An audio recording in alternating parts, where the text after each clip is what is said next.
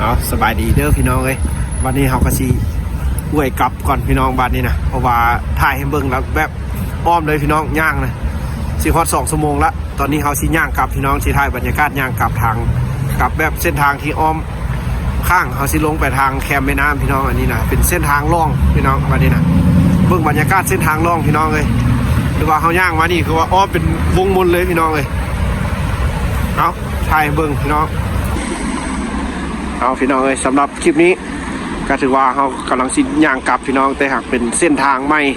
มุมบรรยากาศใหม่สำหรับเมืองหนาวพี่น้องตอนนี้ก็ถือว่าเป็น9 โมงอย่างแล้วพี่น้องถือว่า9 โมงอย่างแล้วเราก็สิได้กลับแล้วถึงเวลาแล้วพี่น้องเอ้ยเมื่อพักผ่อนเราเป็นภาพบรรยากาศแบบคักๆพี่น้องแสงสีเมืองหนาวค่ะถือว่าบดจัดจ้าตาปะไหนแต่ก็ให้ความอบอุ่นแบบหนึ่งพี่น้องเลย คนบ้านเทินก็ถือว่ามีระเบียบวินัยพี่น้องป้ออันนี้มันรถอีหยังพี่น้องเบนหลูคุณตัวนี้นะแม่นเบนว่าโบแม่นนะนี่พี่น้องมันรถอีหยังนี่ไอ้ฮู้ได้นี่พี่น้องคักเลย เอากลับบ้านพี่น้องถ่ายบรรยากาศมุมนี้ก็งามพี่น้องเส้นทางตัวล่องนี่ก็คักเลยพี่น้องเลย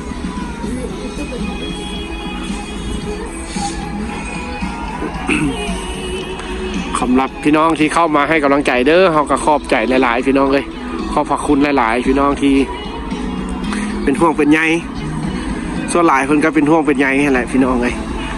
คือว่าเม้นมาทักทายมาเห็นอย่างน้ออยู่รัสเซียพี่น้องเลยก็ถือว่าแม่นเขามาศึกษาทำเฮียนพี่น้องเลยถือว่าเป็นปีสุดท้ายแล้วพี่น้องอีกบ่ดนเขาก็สิได้กลับแล้วพี่น้องเลย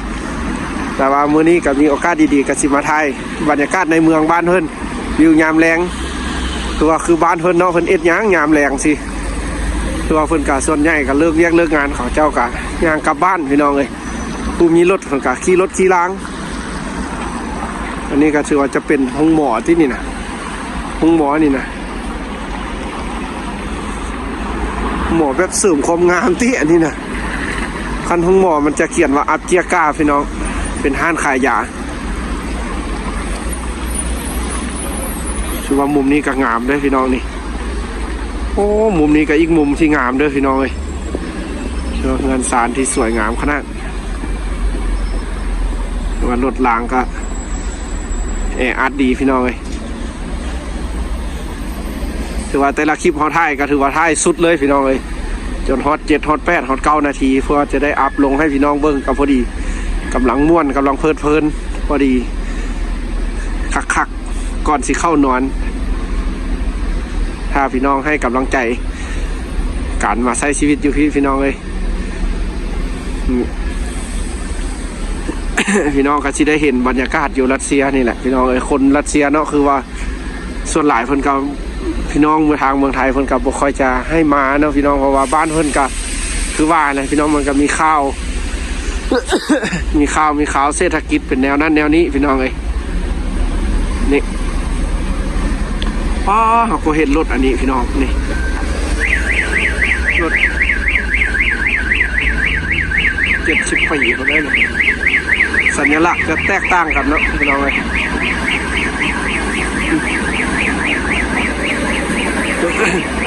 โอ้แถวนี้งามได้พี่น้องเลยคักเด้อแถวนี้รถหลายเนาะคนก็ย่างตลอดแถวนี้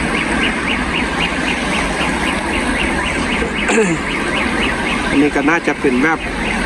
สัญลักษณ์ของเมืองจูเม่นพี่น้องเสาตั้ง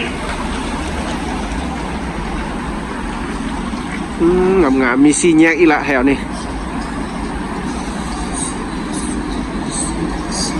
เดี๋ยวจังน้อยสิถ่ายซีแยกนี่นะพี่น้องซีแยกคนเราแบบคักขนาดซีแยกอยู่รัสเซียพี่น้องเลยแบบคือว่าเห็นแล้วแบบคือว่าแปลกตาคักพี่น้องเลยแบบรถแล่นได้ละกะมีคนข้ามเส้นทางนะที่เพิ่นสัญจรนะพี่น้อง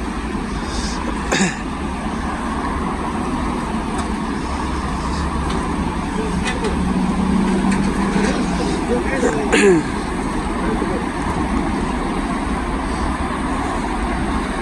พี่น้องโอ้มุมนี้งามเด้อพี่น้องเลยนี่ชัวคักได้พี่น้องแถวนี้ก็ได้ตัวอันนี้เพิ่นการน้องซ่อมแปลงดอกฟืนดอกไฟพี่น้องจะตกแต่งเป็นห้านอาหารพี่น้องส่วนใหญ่เป็นห้านอาหารแบบเบื้องหนังฟังเพลง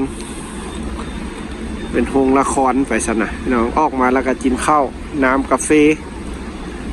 สิแหละชีวิตเมืองหนาวรักษาสุขภาพ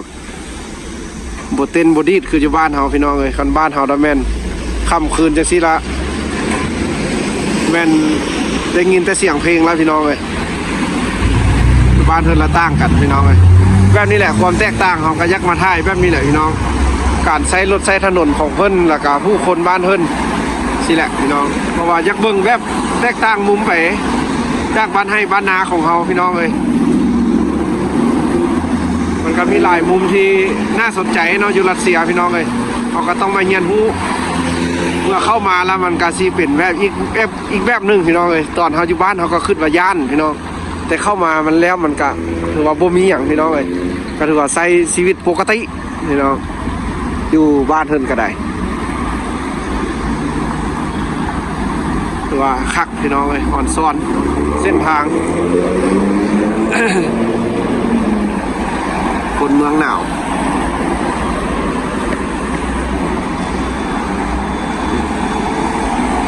ว่าเป็นเส้นทางล่องพี่น้องตัวนี้นะเมื่อกี้อยู่ด้านขวามือของเขาที่เขาย่างผ่านมาหันกับเป็นเส้นทางขึ้นอันนี้เส้นทางล่องที่กลับบ้านเขาพี่น้องหรือว่ากระโบไก่คันแม่นย่างกันที่6 กิโลพี่น้องเลยเขาก็ย่างมาวัดเมืองก็น่าจะได้ย่างเมืองเพราะว่าที่ได้ถ่ายบรรยากาศเมืองเลยให้พี่น้องได้รับชมเพราะว่าเป็นโอกาสดีๆมื้อนี้ได้มาถ่ายพี่น้องเลยนี่เบิ่งแม่การเพิ่นจอดรถไหมพี่น้องเพิ่นอันนี้ถือว่าเป็นคนย่างนี่เพิ่นก็จอดอยู่บ่ใกล้ๆเด้พี่น้องคันมันอยู่บ้านเฮานี่พี่ได้นี่นะคันอยู่บ้านเฮานี่จอดอยู่ได้นี่พี่อันนี้บ้านเพิ่นละแม่นโอ้ขีดเส้นขาวเฮาบ่ได้มาใกล้เลยอยู่ห่างๆสิได้เนาะเส้นทางมาลายนี่มันจะเข่งขัดขนาดเพราะว่าบ้านเพิ่นมันมีกล้องพี่น้องเลยถ้าเขาขี่รถละเมิดผิดกฎมันกาซีคือการปรับไหมพี่น้องเลย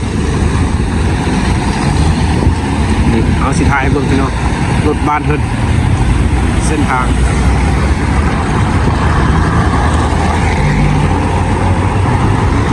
คักๆพี่น้องเลย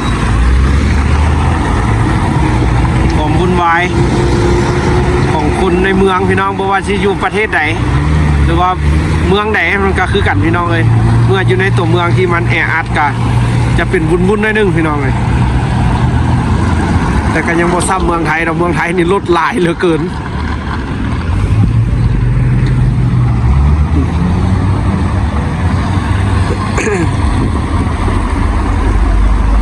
ไฟแดงไฟเขียวจะเป็นลิ้นตามกฎจราจรพี่น้องเลยเข่งขัดยากดอกเพิ่นสิละเมิดพี่น้องเลยน่าจะเมืองหนาวอ๋อรถจักรมาอีกละนี่ก็บ่แม่นรถอันนั้นซะพี่น้องเป็นแบบไฟฟ้ารถอย่างน้อยแท้เร่งจนบ่ออก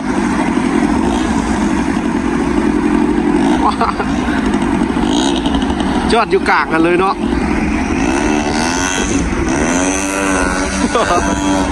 หักเลยเร่งจนโมไปมีแต่เสียง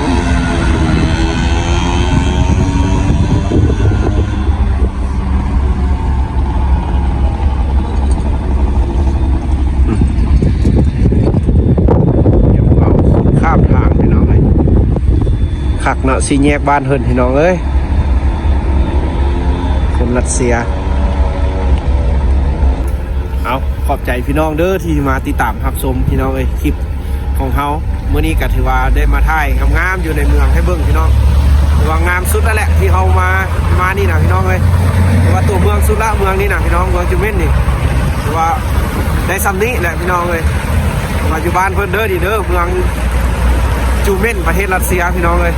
ชีวิตของคนในเมืองเรามาผู้เดียวพี่น้องเอ้ยก็ถือว่าหนาวสมควรละนี่นะเดี๋ยวก็สิกลับแล้ว เอาขอบใจพี่น้องที่มารับชมให้กำลังใจของเขา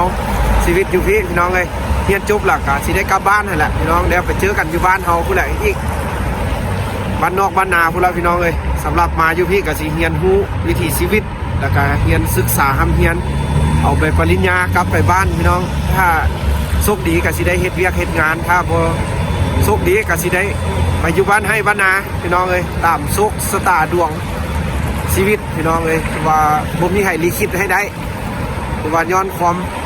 มานะอดทนของตัวเองใจมักใจยักเฮียนฮู้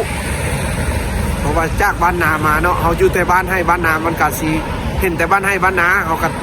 ตัดสินใจเดินทางออกมาประเทศรัสเซียนี่พี่น้องเลยเมื่อมีโอกาสแล้วก็มาพี่น้องเดี๋ยวว่าจบไปแล้วสิเป็นจังไหนจะเข้าไปฮอกันอีกพี่น้องเลยว่าชีวิตของเขาสิดีขึ้นบ่หรือว่าสิแย่ก่อนเข้ากับโบฮู้พี่น้องเลยแล้วแต่สิเป็นเฮ็ดมื้อนี้ให้ดีแล้วก็แล้วเขาเอ็ดว่ามันสมควรพอใจเขาแล้วกันแล้วพี่น้องเลยชีวิตมันสิเจออย่างกันเรื่องของมัน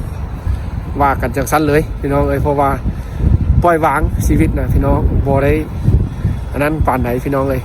มีคนฮักเขาก็ฮักมีคนสั่งก็สั่งให้สิคิดแนวใดก็คิดเขาก็คิดเอ็ดดีต่อบ้านเมืองที่สุดหลักก็พอพี่น้องเลยหรือว่ามีส่วนร่วมในเฮ็ดความดีหั่นละพี่น้องหรือว่าบ่ขี้รักบ่เอาของไผละกันแล้วพี่น้องอยากได้ก็ซอกก็หาเอาแล้วเอาสิว่าจะซันเดอร์พี่น้องขอบใจพี่น้องทางเมืองไทยหลายๆที่มาให้กำลังใจของเฮาชีวิตอยู่พี่น้องเลยเมื่อจบไปแล้วก็สิซอกท้ายบรรยากาศงามๆแล้วก็สิไปเที่ยวไทยพี่น้องตั้งใจแท้ไปเจอกันอยู่เมืองไทยอีกครั้งนึงในการท่องเที่ยวของเขาสิตั้งใจไปเที่ยวแท้เมืองไทยสิใช้เวลาอยู่ประมาณ3 อาทิตย์พุ่นละสิไปอยู่พุ่นนะพี่น้อง